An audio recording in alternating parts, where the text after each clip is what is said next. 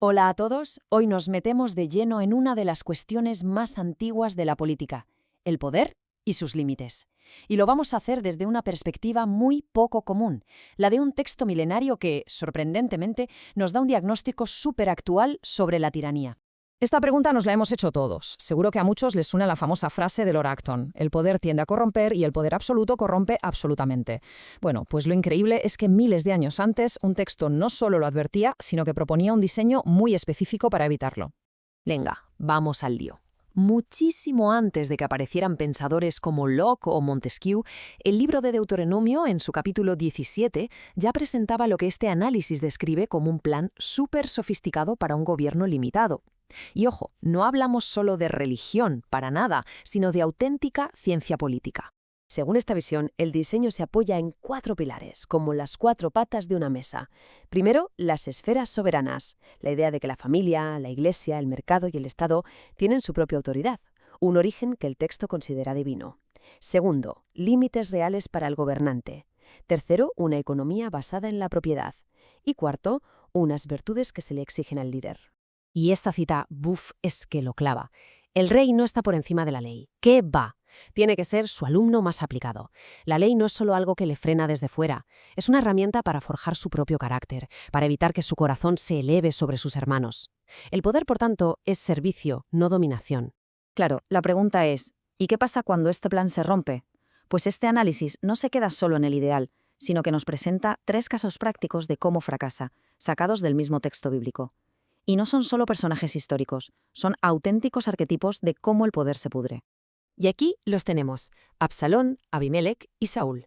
Como se puede ver en la tabla, cada uno la lía de una forma diferente. Absalón centraliza el poder camelándose a la gente. Abimelec lo consigue a lo bestia, por la fuerza bruta, reventando el orden. Y Saúl lo pervierte poco a poco, por desobedecer, por rechazar la ley y al final, por pura paranoia. Vamos a verlos uno por uno.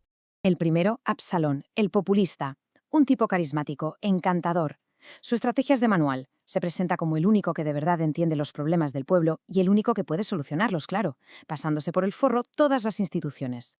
Es que sus palabras lo dicen todo. Fijaos, no dice voy a mejorar los juzgados, no. Dice vengan a mí. Está cambiando la institución por su persona. Es el clásico movimiento del líder que mina la confianza en el sistema para que todo el poder acabe en sus manos, y todo con la promesa de una justicia más rápida y personal. Pasamos ahora a Abimelec. Y este es otro nivel. Es el arquetipo del tirano brutal. Aquí no hay sutilezas ni carisma. Abimelec es la fuerza bruta, la violencia pura y la demagogia más tribal. Su método es que es escalofriante de lo simple y directo que es.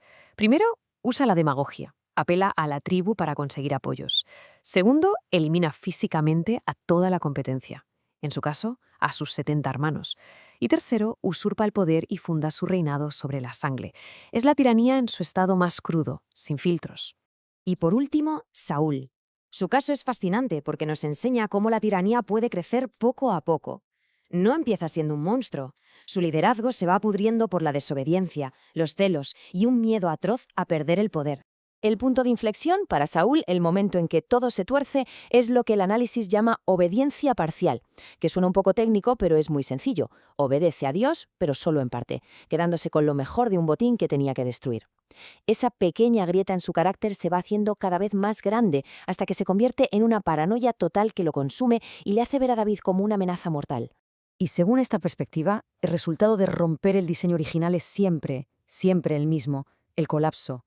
Un colapso que tiene un coste terrible, tanto para el propio tirano como para todo el pueblo, que es lo más trágico. Ahora, fijaos en el contraste brutal que vemos aquí. Mirad el destino de los tiranos.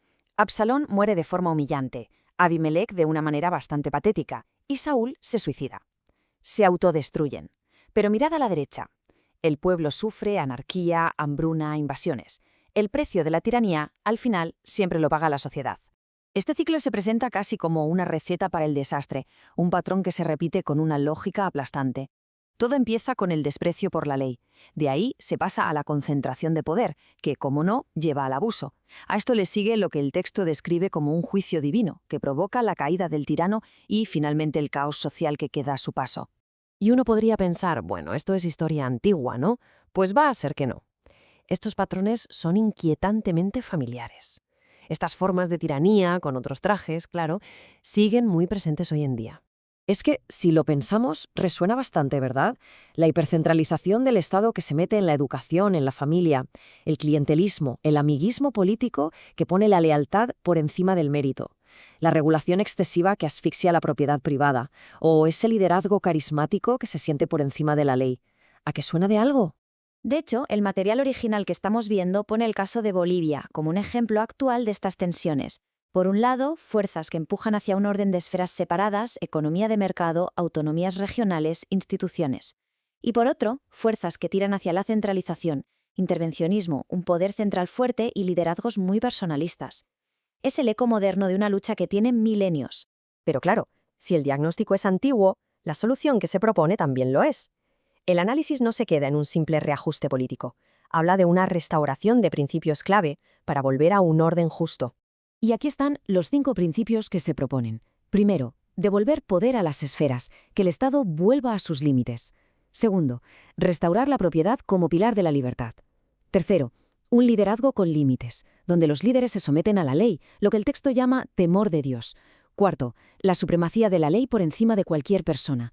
Y por último, un punto que es crucial, la responsabilidad social, la idea de que el pueblo es corresponsable de no tolerar la tiranía.